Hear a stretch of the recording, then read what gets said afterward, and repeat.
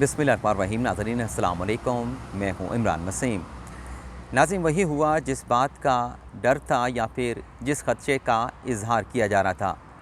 Chairman PTI Imran Khan ने गुज़िश्ता रोज़ army chief की तैनाती से मुतल्लिक़ जो बयान दिया था, उस कंट्रोवर्शियल स्टेटमेंट पर तहरीक इंसाफ को 24 घंटों के अंदर 2 नताइज मौसूल हुए हैं। पहला नतीजा ये मौसूल हुआ है कि इस मुतनाज़ा स्टेटमेंट की वजह से तहरीक इंसाफ की पहली विकेट गिरी है, और दूसरा नतीजा ये मौसूल हुआ है कि इस कंट्रोवर्शियल स्टेटमेंट की वजह से तहरीक इंसाफ के चेयरमैन इमरान खान को अब एक और पाबंदी का सामना है। नाज़रीन, गुज़िश्ता रोज़ का जो साबिक़ वज़ीर आज़म इमरान खान का बयान था, उस बयान पर आज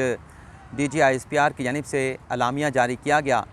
और उस इलामे पर नाज़रीन तहरीक इंसाफ के सीनियर रहनुमा फवाद चौधरी ने बड़ा सख्त, बड़ा ही शदीद किस्म का रद्द-ए-अमल दिया है। ये सारी तफ़सीलात आप नाज़रीन के साथ इस व्लॉग में शेयर करेंगे, लेकिन इससे पहले 4 मुख्तसर सी अहम ख़बरें मैं आप नाज़रीन के साथ शेयर करूँगा, और कोशिश करूँगा कि इन चारों ख़बरों की जो डिटेल है वो 1 लाइनर में या 2 लाइनर में जो है वो आप नाज़रीन के सामने रखूँ। एक तो नाज़रीन डेवलपमेंट ये हुई है कि तहरीक इंसाफ के रहनुमा जिनके ख़िलाफ़ कार सरकार में मुदाखलत का मुकदमा दर्ज किया गया था, आज इस्लामाबाद हाई कोर्ट ने तहरीक इंसाफ के कराची से MNA फ़हीम ख़ान की हिफाजती अबूरी ज़मानत को एक्सेप्ट कर लिया है। 1 लाख के मशल्कों के एवज़ फ़हीम ख़ान की ज़मानत को कबूल करते हुए अदालत ने तहरीक इंसाफ के रहनुमा को ये हुक्म दिया है कि 10 रोज़ के अंदर कराची में, सिंध में आपके ख़िलाफ़ जो कार सरकार में मुदाखलत का मुकदमा दर्ज किया गया है, आप इस केस में 10 रोज़ के अंदर जो है वो शामिल तफ्तीश हो जाएँ। दूसरा नाज़रीन, आज इस्लामाबाद हाई कोर्ट में एयरवाई न्यूज़ की बहाली से मुतल्लिक़ मुकदमे की समाअत हुई। इसमें नाज़रीन पैमरा की जानिब से रिपोर्ट पेश की गई कि इस्लामाबाद हाई कोर्ट के हुक्म पर एयरवाई न्यूज़ को बहाल कर दिया गया है। जब नाज़रीन पैमरा की जानिब से ये रिपोर्ट इस्लामाबाद हाई कोर्ट के चीफ़ जस्टिस अतर मिनल्ला के सामने रखी गई, तो चीफ़ जस्टिस ने 2 बड़े अहम रिमार्क्स दिए। एक तो उन्होंने कहा कि बड़ी अच्छी बात है, अल्हम्दुलिल्लाह एयरवाई न्यूज़ जो है वो बहाल हो गया, लेकिन साथ उन्होंने पैमरा को इस बात का अख्तियार भी दे दिया। चीफ़ जस्टिस का ये कहना था कि अगर कोई गलत बात करता है, अगर कोई ऐसी बात करता है जिससे इदारों को मुतनाज़ा बनाया जाता है, तो आप उसको पकड़ें, उसके ख़िलाफ़ कार्रवाई करें, लेकिन इस पूरे के पूरे चैनल को जो है वो बंद ना किया जाए। अब तीसरी जो ख़बर है नाज़रीन, आज इस्लामाबाद हाई कोर्ट में जो फवाद चौधरी के ख़िलाफ़ तौहीन अदालत की दरख्वास्त एक वकील सलीमुल्लाह ख़ान की जानिब से दायर की गई थी, इस तौहीन अदालत की दरख्वास्त को कल मंगल के रोज़ इस्लामाबाद हाई कोर्ट में समाअत के लिए मुकर्रर कर दिया गया है। और ख़ास बात यह है कि फवाद चौधरी के ख़िलाफ़ इस तौहीन अदालत की दरख्वास्त पर जो समाअत है वो इस्लामाबाद हाई कोर्ट के चीफ़ जस्टिस नहीं बल्कि जस्टिस बाबर सत्तार करेंगे। और चौथी और आखिरी मुख्तसर ख़बर ये है कि इस्लामाबाद हाई कोर्ट में जो काबीना डिवीज़न की जानिब से एक अपील दायर की गई थी कि पाकिस्तान इंफॉर्मेशन कमीशन की जानिब से जो हुक्म दिया गया है कि साबिक़ वज़ीर आज़म इमरान खान जो खैबर पख्तूनख्वा का हेलीकॉप्टर इस्तेमाल करते रहे, इसकी इंफॉर्मेशन फ़राहम की जाए, इसके ख़िलाफ़ जो काबीना डिवीज़न ने इस्लामाबाद हाई कोर्ट में अपील दायर की थी, उस अपील को नाज़रीन इस्लामाबाद हाई कोर्ट ने मुस्तरद कर दिया है। और इंफॉर्मेशन कमीशन का, पाकिस्तान इंफॉर्मेशन कमीशन का वो फ़ैसला कि जो दरख्वास्त गुज़ार है उसे इमरान खान से मुतल्लिक़ जो उन्होंने KPK की हुकूमत का सूबे का हेलीकॉप्टर इस्तेमाल किया है, उससे मुतल्लिक़ तमाम इंफॉर्मेशन जो है वो फ़राहम की जाएँ। अब आ जाते हैं कि खान साहब ने जो कल आर्मी चीफ़ की तैनाती से मुतल्लिक़ मुतनाज़ा स्टेटमेंट दिया, उस पर पाकिस्तान तहरीक इंसाफ को 24 घंटों के अंदर कौन से 2 नताइज जो है मौसूल हुए हैं। अभी सबसे पहले आपने देखा कि कल के व्लॉग में आपको हमने ये बताया था, जब खान साहब ने फैसलाबाद के जलसे में ख़िताब करते हुए आर्मी चीफ़ की तैनाती से मुतल्लिक़ स्टेटमेंट दिया था, तो मैंने ये कहा था कि ये जो बयान है ये इंतहाई संगीन है, ये इंतहाई कंट्रोवर्शियल है, ये इंतहाई मुतनाज़ा बयान इमरान खान की जानिब से दिया गया है। और मैंने बात यह कही थी कि आप देखेंगे कि चंद घंटों के अंदर, अगले चंद घंटों के अंदर या अगले चंद दिनों में खान साहब के इस बयान पर ISPR का रद्द-ए-अमल आएगा और बड़ा सख्त किस्म का रिएक्शन दिया जाएगा। तो आज नाज़रीन कल जो खान साहब ने 9 बजे से पहले ये स्टेटमेंट दिया, और आज तकरीबन 3 बजे के बाद ISPR की जानिब से इमरान खान के कल के उस स्टेटमेंट के ऊपर बाकायदा अलामिया जारी किया गया। उस अलामे में नाज़रीन DGISPR का ये कहना था, वैसे DGISPR का कहना नहीं, DGISPR से जो भी अलामिया,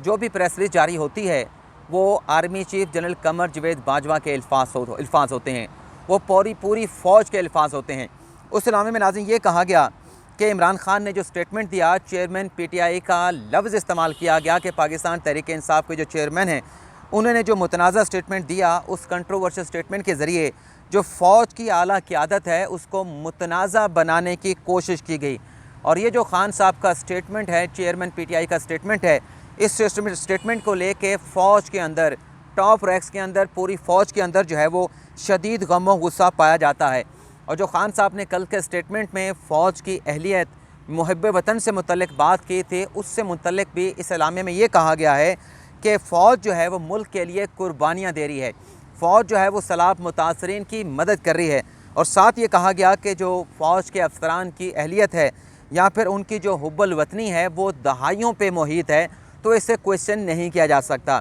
तो कल का जो स्टेटमेंट था खान साहब का, उस स्टेटमेंट के ऊपर फ़ौज ने इंतहाई सख्त रद्द-ए-अमल का इज़हार किया है। इसके कॉन्सिक्वेंस क्या होंगे वो तो फिर आइंदा आने वाले दिनों में पता चल पाएगा, लेकिन हुकूमत के वज़रा जो स्टेटमेंट दे रहे हैं उससे लग रहा है कि जो आइन का आर्टिकल 19 है, और आइन के आर्टिकल 19 में जो लिख दिया गया है कि आज़ादी राय जो है वो मशरूत है, वो एब्सोलूट नहीं है, वो अल्टीमेट नहीं है। उसमें ये लिखा गया है आर्टिकल 19 और 19A के अंदर कि जो कवानीन है उन कवानीन को फॉलो किया जाएगा। अब कानूनी माहिरीन का ये कहना है कि खान साहब का जो कल का स्टेटमेंट है उसमें आर्टिकल 19, आर्टिकल 19A और जो ज़ाब्ता फ़ौजदारी है उसका सेक्शन 124 की खिलाफ वर्जी की गई है। अब इस पर कोई एक्शन होता है, अगर होता है तो कब होता है उसके लिए तो हमें इंतज़ार करना पड़ेगा। लेकिन आज ये जो अपना ISPR का एलामिया आया है, इस एलामिया पर फवाद चौधरी साहब ने बड़ा सख्त रद्द-ए-अमल दिया। पहले तो उन्होंने प्रेस कॉन्फ्रेंस की, उस प्रेस कॉन्फ्रेंस में उन्होंने खान साहब के कल के स्टेटमेंट को जस्टिफाई करने की कोशिश की। और इसी तरह से असद उमर तहरीक इंसाफ के सेक्रेटरी जनरल, उन्होंने भी स्टेटमेंट दिया कि खान साहब ने कल जो स्टेटमेंट दिया और इस स्टेटमेंट की जिस तरह की तशरीह की जा रही है, खान साहब का ऐसा कोई इरादा नहीं था। पाक फ़ौज की जो कुर्बानियाँ हैं, पाक फ़ौज की जो इस रियासत के लिए, पाकिस्तान के लिए खिदमत है, उसका पाकिस्तान तहरीक इंसाफ हमेशा एतराफ़ करती आई है और आज भी पाकिस्तान तहरीक इंसाफ जो है फ़ौज की कुर्बानियों का एतराफ़ करती है। लेकिन आज फवाद चौधरी साहब ने जब ये एलामिया ISPR की जानिब से जारी किया गया, उनका ये कहना था कि अगर ISPR मेरी प्रेस कॉन्फ्रेंस में जो मौक़िफ़ दिया गया है उसको सुन लेते तो ये एलामिया जारी करने की ज़रूरत ना रहती। अब क्या आप नाज़रीन, तमाम देखने वाले, सुनने वाले तसव्वुर कर सकते हैं कि फ़ौज के जानिब से इतनी बड़ी एक प्रेस रिलीज़, इतना बड़ा एलामिया जारी किया जा रहा है DG ISPR की तरफ से, तो क्या कल का जो खान साहब का स्टेटमेंट है उसको जस्टिफाई करने के लिए फवाद चौधरी जो प्रेस कॉन्फ्रेंस कर रहे थे, क्या उसे DG ISPR की जानिब से या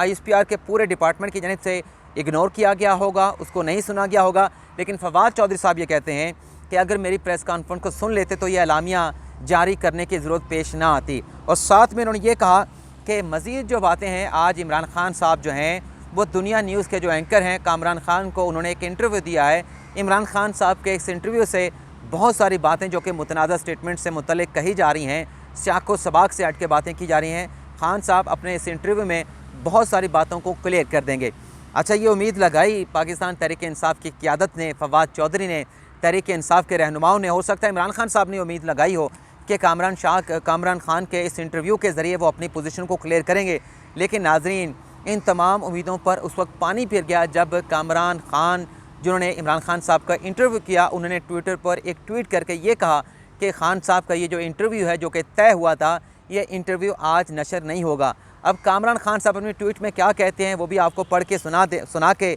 उसके बाद के तहरीक इंसाफ की विकेट कैसे गिरी है और ख़ान साहब को जिस पाबंदी का सामना करना पड़ा है वो तो आपको पता चल गया जब कामरान खान साहब ने ये ट्वीट किया कि ख़ान साहब का जो इंटरव्यू है, हमें यह कहा जा रहा है कि ये ऑन एयर नहीं होगा, इसको नशर नहीं किया जाएगा। अब कामरान खान साहब अपने ट्वीट में ये कहते हैं और वो एतराफ़ कर रहे हैं, यानी जो पूरा मुल्क कह रहा है या पूरा मुल्क नहीं कह रहा, सहाफ़ी कह रहे हैं, सहाफ़ती हल्के कह रहे हैं, सियासी स्टेक होल्डर कह रहे हैं, सबसे बढ़ के फ़ौज कह रही है कि ख़ान साहब का स्टेटमेंट मुतनाज़ा था। तो कामरान खान जो कि आज इमरान खान साहब का इंटरव्यू करके आए थे, वो भी ये कह रहे हैं कि इंतहाई मुतनाज़ा बयान ने मुल्क में ख़तरनाक सूरत हाल पैदा कर दी है। किसका बयान? इमरान खान का बयान। और आगे चल के वो कहते हैं कि ख़ान साहब के इस बयान की वजह से पूरा मुल्क जो है वो मुस्तरब है। और आगे वो कहते हैं कि ख़ान साहब के इस बयान पर आज इस्लामाबाद हाई कोर्ट ने भी बेहद गम गुस्से का इजहार किया और सदर आरिफ अलवी ने भी इमरान खान के इस बयान से लाताल्लुकी का इजहार कर दिया और ख़ान साहब के साथ जो इंटरव्यू तय हुआ, जो रिकॉर्ड किया गया, अब हमें कहा जा रहा है कि वो इंटरव्यू जो है वो ऑन एयर यानी